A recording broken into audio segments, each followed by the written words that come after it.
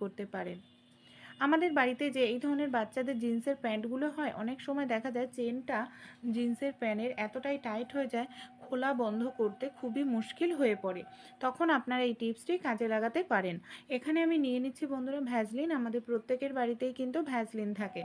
Vaseline না নিয়ে কি করব, যেখানে চেনের জায়গাটা আছে এইভাবে খুব ভ্যাসলিন লাগিয়ে নিতে হবে। ভ্যাসলিন ভালোভাবে লাগিয়ে নেওয়ার পর চেনটাকে খুলবেন, বন্ধ করবেন, দেখবেন একেবারে ইজি হয়ে যাবে। বারবার যে চেন আটকে যাচ্ছিল সেই সমস্যাটি আর হবে না।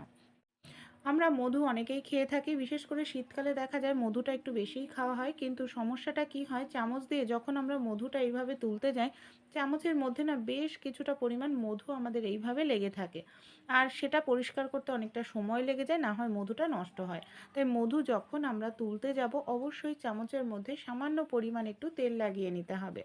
এখানে দেখুন চামচের মধ্যে আমি ভালোভাবে তেল এইভাবে লাগিয়ে নেওয়ার পর মধুটা যদি তুলি, এই দেখুন কত সহজেই মধু যে চামচে লেগে রয়েছে সেটা তেল লাগার কারণে খুব সহজেই পড়ে যায়।